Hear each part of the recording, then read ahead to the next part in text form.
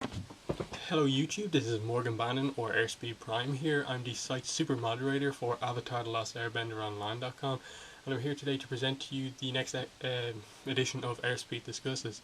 And I might as well say at the start of this episode that this Airspeed Discusses is going to be just a kind of combination of a Airspeed Discusses and a Avatar news update, so I'll put it in both playlists on my channel. So the topic of this is it's just going to be the news, basically Avatar news. Haven't Because of the promise coming out last week, I didn't do an Airspeed Discusses last week because I put out my review of that book and my written review, video review, and a comic commentary, all of which will be linked below, as well as Callum Fryer's or Badger Mole 1's video review of the Promise Part 1 in the description below. So I'll start off with my channel news, basically what I'll be doing of late. And first thing to say is that I have uploaded all my episode commentaries for Book 1 Water. So there's 20 episode commentaries up already, and I have all of Book 2's recorded, and 12 of from Book 3 Fire, and I'm going to continue to record them and continue to upload them, so there'll be no break between them. Like 201, the Avatar State episode commentary, will be up on Monday. And what else about my channel? Obviously I'll continue to put out news update videos, I'll continue to do Airspeed Discusses, and yeah, obviously stuff like that. And so basically into Korra news now. Well, yeah, core news, and then I'll do comic news later. I suppose I don't think I mentioned this in my last Airspeed Discusses. J.K. Simmons had an interview a few weeks ago. I'll link it in the description. But really, he didn't say much about it, except that there's two important bits really. One day he said he auditioned for the role of Tenzin, which to me says that like he was kind of a fan of the show and wanted to be involved with it, at least to some extent, which is always nice to see from a voice actor. The second thing was actually quite interesting. They asked, does the fact that Korra is the avatar after Aang have any effect on her relationship with Tenzin? And then he just answered it basically like, yes, the fact that Korra is the next avatar does have a kind of put a strain on their relationship. Obviously because to some extent Tenzin believes that, Korra is basically the reason she's alive is because Aang had to die or something like that. That would be interesting to see. Then the rest of it really, this is also from a few weeks ago, and because of the break in my Airspeed Discusses, I didn't get to talk about that trailer. The ad on Nickelodeon that we thought was an ad was not actually meant to be aired online or on Nick, and it wasn't actually aired on Nick. It's actually a brand advertising video to show off for stuff like brands, like I assume it was in some relation to like Toy Fair and stuff like that. So what it means is that Nickelodeon haven't mentioned it on their channel yet. It also means that this show's name has not been fully confirmed as Avatar The Legend of Korra, because we weren't really meant to get to see this video, so it's not confirmed. So that's another bad thing to hear. It would have been great if it was. I suppose in relation to this bad piece of news, Nick on Twitter said that we should be getting a release date for Korra soon-ish. Now that's their words, not mine. Who knows what Nick's definition of soon-ish may be. Now this was about a week ago at this stage. To me, soonish would mean within a month we hear about a release date. But to them it's probably like 3 or 4 months, and again, I just wish Nick would be more open about things. Then the last few bits of core news, the reason I'm not doing this video as I would usually do news videos is basically because I don't want to put the leaks up on my channel, basically, and the rest of the stuff, there's not really any photo kind of visual stuff to really talk about.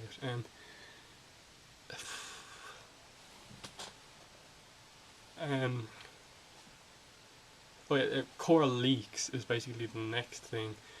What what what we've had since the last time I did a video was basically just screenshots. The full episode has not leaked yet, and that has made a lot of people really angry. And it's kind of shown off how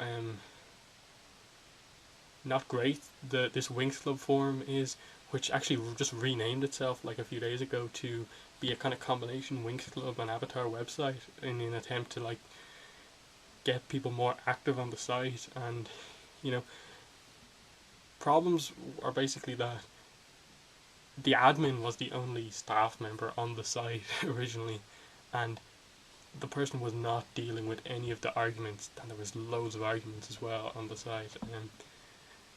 And basically, yeah, I don't really like the way the kind of staff there are handling things. I think it's a bit better handled now because there's a few admins there now, or mods, and also, you know, people have been complaining about the leaker, and I don't think there's like much to be really complain about the leaker. Obviously, they kind of did dangle the kind of the whole episode out in front of the whole fandom, and it still has not happened yet, which is kind of a pretty bad thing to do, especially given this fandom how crazy you can get. And like you can't really defend that. Like they're still releasing leaks while they still have the full episode, so it is kind of beginning to come across as, you know, I'll stay in the spotlight as long as possible, kind of hidden under the veil of I'm not going to release the full episode because Viacom may get me or something like that. So who knows if we'll ever get the full episode, or we'll just be waiting for like 22 different leak clips and someone to put them together to make the full episode. Yeah, basically, I'd put Nick responsible more for people being angry than the leaker or this Winx Club forum, because Nick have just done nothing really. Then regarding the actual content of the leaks, the first one we got was we pretty much found out how Korra in episode 1 is captured by the metal bending police.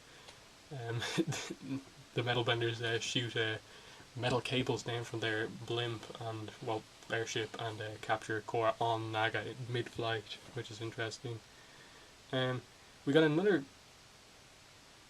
the metal bending chase scene. I think that's another one that we haven't really talked about, which is basically just before I think Korra gets captured, and you know, it was a really short clip.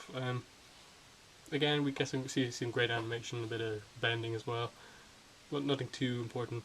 Then a few days ago we got 2 shots of one of the kind of Chief Beifong interrogating Korra, and then the other of a statue of kind of an older Toph, about kind of the same age as kind of Aang would be in his statue, and that was really interesting to see. I really like the way they've kind of done the designs of the characters as they kind of get older. They haven't looked kind of really weird. They've kind of really fit in with the show. And then kind of someone said that they were chatting to the Winx Club admin in the chat on that side, and they mentioned that the Chief Beifong's Toph's daughter's first name is Lin, Lin, which was interesting. Doesn't really tell us much about her, but it's great to finally have a name, if that is indeed the name. Completely not confirmed yet, but we get a clip that mentions that. Then the final bit of Korra news is going to be the other leak that pretty much came out just yesterday, and that is it takes place immediately after this kind of interrogation. How she gets out of it is that, like, I think Tenzin comes in and basically says, you know, she's the Avatar, she didn't mean any of this, and he obviously kind of has some sort of kind of friendship or something like that with, or there's some kind of respect between Tenzin and Lin, that he managed to get her out of that. But there is this kind of weird kind of animosity between Korra and Chief Beifong. Chief Beifong goes, as Korra goes to leave, Chief Beifong goes like, I've got my eyes on you, and then Korra kind of like flares up like, like she's making fun of it, and it looks it's really funny if you actually go and look at those clips. They're probably some of the best screenshots we've seen. Um, but sadly they're sort of ruined by the giant Winx Club watermark on them. Uh, and you know, why does the leaker go to the bother to put in on these massive watermarks all over these screenshots when they're trying to hide this form from Viacom? It's just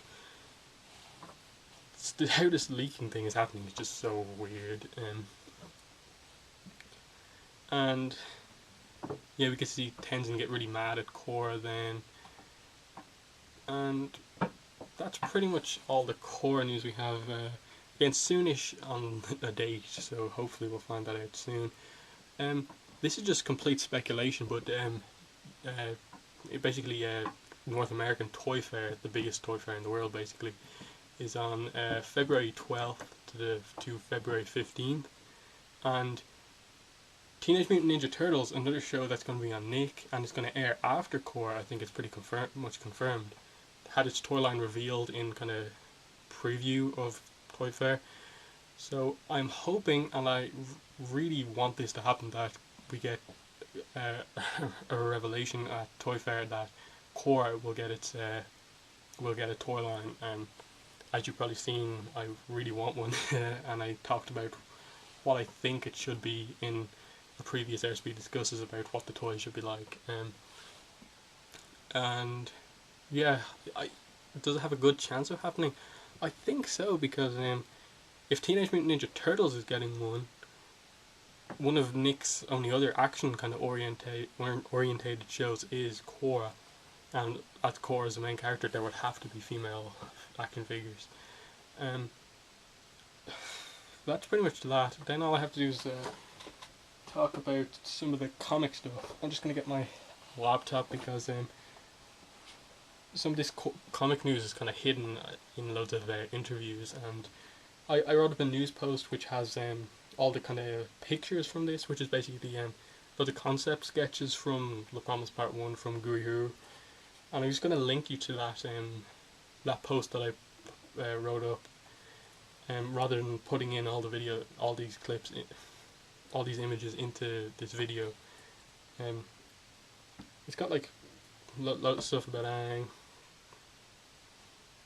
and we can see some of the pages, kind of how they developed from early first design to kind of uncolored pencils to fully colored, and it's interesting to see how pages develop as they go on, along with character kind of development and notes. So some stuff that we have from Jin Yang regarding some of the stuff that happened in The Promise Part 1, which there may be some spoilers here, spoiler warning, and into Part 2 and 3. Nothing incredibly revealing, but it's interesting. From the Avatar Spirit interview with Jin Yang, Iroh and his relationship with Zuko will come up in future parts. Iroh was kind of noticeable in his absence from Part 1, and so here's confirmation that it will be in Parts 2 or 3, or both. Zuko being related to Roku, mainly Roku finding out about this fact, will also come up in the future part. Now, we saw in the Promise Part 1 that Roku kind of was for the idea of Aang keeping his promise, but I don't think Roku knows yet that he's related to Zuko. We'll see more Suki, especially in Part 3.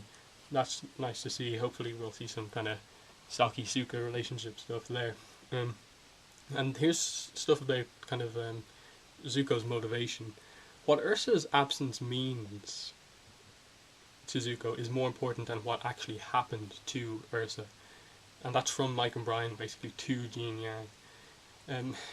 And this, along with a recent interview Mike and Brian had, suggests that Ursa will not be resolved in The Promise. But it sort of suggests, to me at least, that there is something else, maybe another comic happening after the Promise that may explore Ursa. Because they seem to kind of be mentioning that, yeah, you'll find out about it soon. And we've had it confirmed that it's not in Korra, basically confirmed it's not in The Promise, so unless that's misinformation somewhere. Jin Yang really likes Sneers as a character. and he's trying to include him more to get more out of him as a character. That's interesting. He's in this part, and he finally speaks. So it'll be interesting to see more of him. Azula does make an appearance in these comics, and Jean Yang also confirmed that. As we knew, Azula is in a kind of mental asylum at the end of the show. New flying bison and new lemurs will not be explored in the comics. Then Comic Book Resources had an interview pretty soon after that. Zuko fears more what Ozai won't tell him as opposed to what Ozai will tell him. So again, kind of relating to the thing about Ursa, that will play on his mind, and that's part of the reason why Ozai has a bit of control over him in this kind of relationship. Part of how Aang gets into the idea of a United Republic is with him seeing the world through a more modern lens, and I think I mentioned this in my comic commentary.